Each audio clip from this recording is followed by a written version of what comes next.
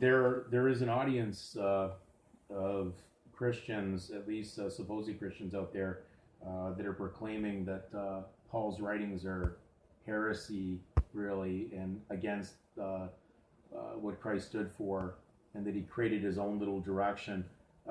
Again, this is the problem: is the people that are caught in the final moments of this dying world are mixed up because they're in the problem, and so their eyes just can't see it. So again, bad government, bad this, bad that. And I'm not saying that bad is not happening. These are Satan's kingdoms, but again, they're doing it to their own victims that are with lack of knowledge. So if I am believing in humanism, I'm part of human rights, which is just an absurd concept. All of a sudden now we came up with human rights, but there was no human rights talked about before. In all history, what did it have? Well, it would only been anything that was under God, under mankind, not humankind. So all of a sudden this human rights movement shows up, and now there's people preaching on the internet, you're just not exercising your human rights under a charter. They're not absolute, and they're for the people that are on the prodigal son journey who don't comprehend what's going on. They want to take charge of something they don't understand.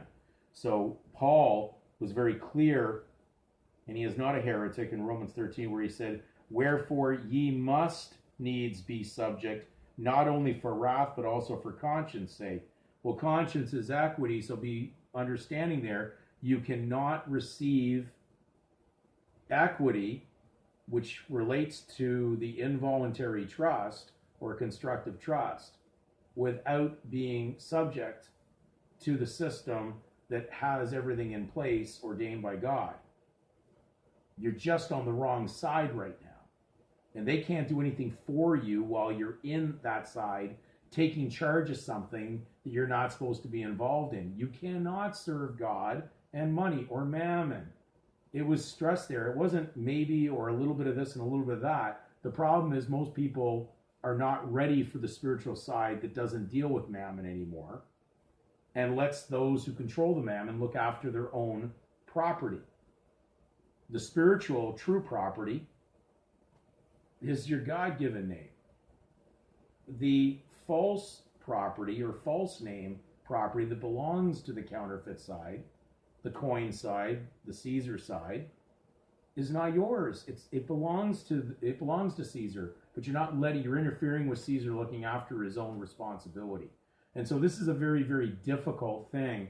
And why was Jesus in the parable of the prodigal son, why was he speaking in mammon terms that people would understand? Because that's all they could understand at that moment. He was speaking to them in their own comprehension level at that moment. Why the apostle said, "Why do you speak to them in parables, but we get the mystery?" Because they had the cataract legal, basically hindrances over their eyes while they were in that learning journey. They weren't ready yet for the spiritual side, so he was speaking to them at the level that the audience could understand. I'm realizing now that I, as everybody else, was caught with those legal mammon cataracts over my eyes, and I didn't see. So we have to go slowly on this, and that's why I am going slowly on these videos. It's because I don't want to go too fast. You're going to need to look at the word prodigal. Even in the law, they call that a spendthrift trust.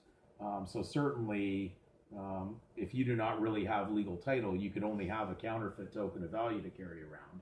So these little wallet size, bond certificates that were issued to the prodigals make sense, because if they don't have legal authority and they're a stranger to the contract, of course give them a counterfeit. Can't give them the real token.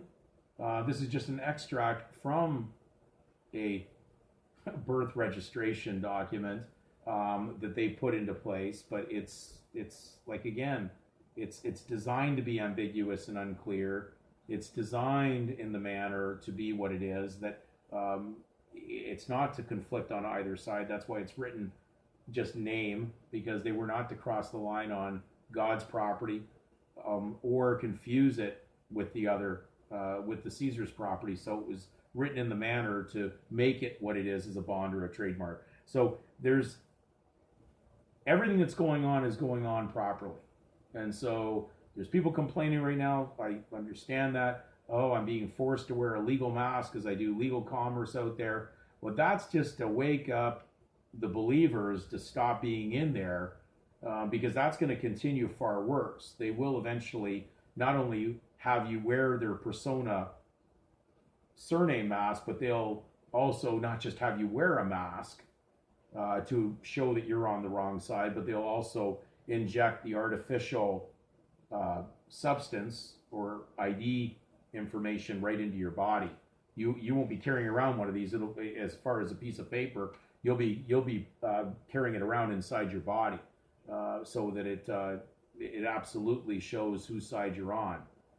So it's very difficult. We're doing our research properly, and I'm not putting a lot of videos up today. Only reason being is because you need to digest what we've just talked about. But research everything under Spendthrift Trust, Prodigal Son. Read the Luke 15. Read it thoroughly, get your head around it, and then we'll come back together during next week and we'll go further with it, so that now you'll be able to see what God has placed in Scripture for us, and that this book is here to guide you, to light your pathway, so that you're able to survive the coming disaster that is certainly going to come upon those prodigal sons who may not return to the Father.